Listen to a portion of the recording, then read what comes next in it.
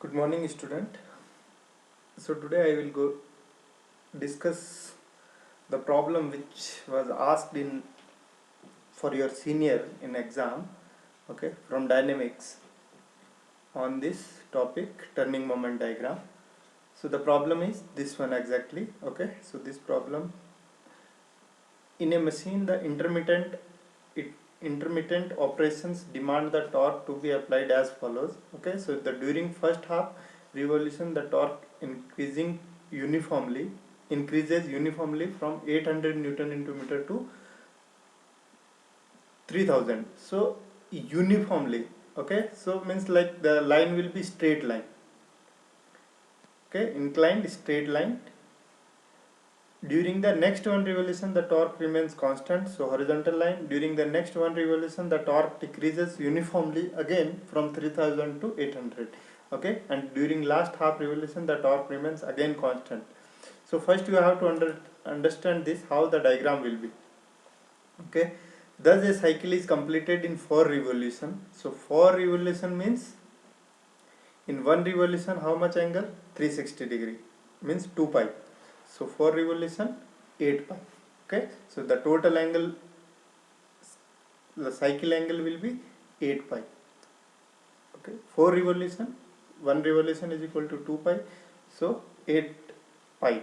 The motor of which the machine is coupled exerts a constant torque at a mean speed of this. So mean speed is given, the flywheel mass is given, and the radius of gyration is given. Okay, determine the power of the motor and the total fluctuation of speed of the machine shaft. Okay, total fluctuation of speed means the difference omega max minus omega mean or coefficient. Okay, he is asking coefficient, not difference, coefficient. So the problem we will understand here. So the angle is 8 pi. From here you will get that cycle is completed in 4 revolutions. So 4 into 2 pi. Okay, then all other information are given, mass is given, n is given, means that average speed is given, mean speed, and k is given. So from m and k you can get I is equal to mk square. Okay, before calculating, convert this into meter. Omega you will get from here. Okay, so now then you will draw the diagram. So he has given that in first half revolution, one revolution 2 pi, so first half revolution means pi. So for pi angle, when the crank turns 0 to pi, the torque increases uniformly from 800 newton to 3000 newton. Okay, so 800 to 3000. Then next one revolution means for 2 pi, so pi to 3 pi the torque remains constant. So pi to 3 pi torque remains constant. Again during the next one revolution the torque decreases. Okay, so from 3 pi to 5 pi, again 2 pi, because one revolution is equal to 2 pi, 360 degree.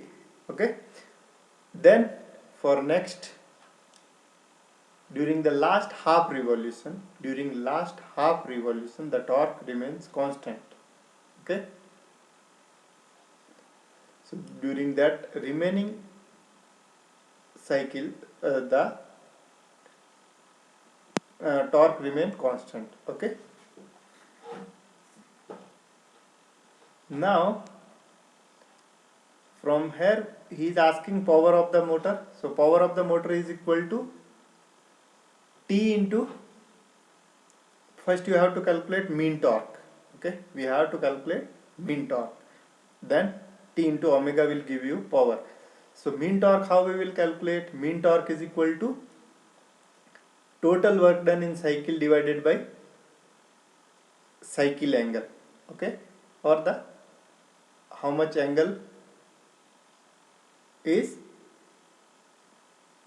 turn in one cycle. Okay, so T mean is equal to total work done. So total work done is torque for one complete cycle T. So you will calculate entire area, this. Okay, so area of the curve. So area OAEF F. Now what he will do, he will divide this area into some parts. Okay, so we need torque for one complete cycle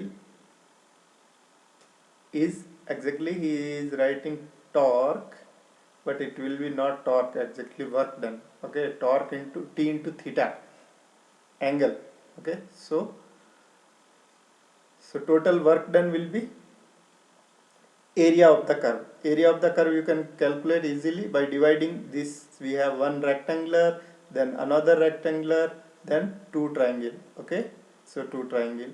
So from this you will get, so area OAEF, this one, then ABL, this triangle, then again this LBCM means this rectangle, and then we have this another triangle. So by this you will calculate.